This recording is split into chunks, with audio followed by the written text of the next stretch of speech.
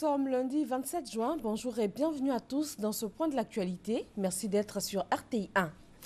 Ils sont 447 419 à retenir leur souffle aujourd'hui. Les résultats du CEPE de l'entrée en 6e seront officiellement proclamés ce matin par le ministère de l'Éducation nationale.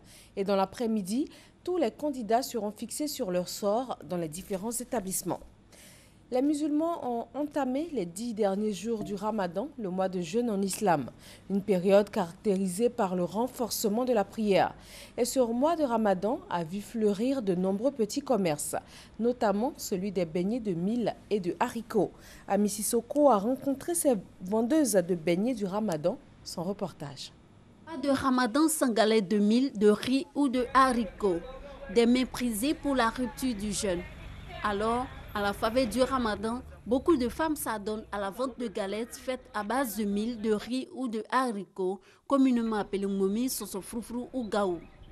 Pendant le mois de carême, on vend les galettes. C'est seulement pendant le mois de carême. Pendant le mois de carême, la demande est plus forte. L'activité spéciale Ramadan marche bien. Des commerçantes en profitent pour se reconvertir juste le temps du jeûne musulman en vendeuse de momi ou de gaou.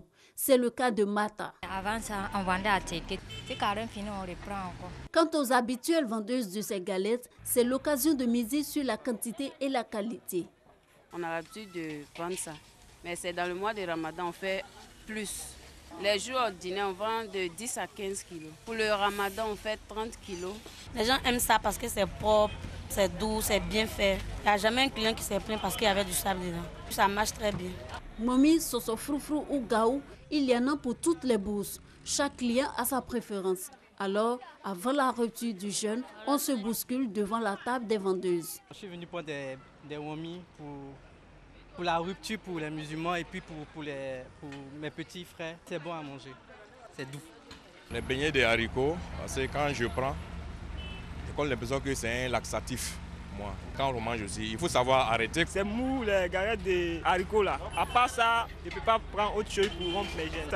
Souvent même, on fait des pâtes de bœuf avec les sauces là. On mange avec. Les galettes à base de mil ou de haricots, ce n'est pas seulement une affaire de faire plaisir au palais. Ses valeurs nutritionnelles sont aussi réelles.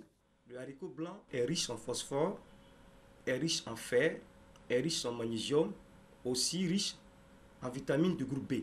Comme le haricot, le mil aussi est très riche en calcium, en magnésium, en fer. Le mil est très riche en zinc. Le mil contient des substances non négligeables en phénol, qui est un antioxydant.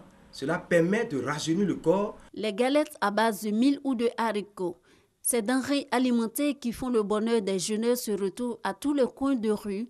Et comme ce commerce fait recette, il faut préparer la relève. Bel exemple ici avec la petite Amal. À Madagascar, 2 personnes ont été tuées et 84 autres blessées.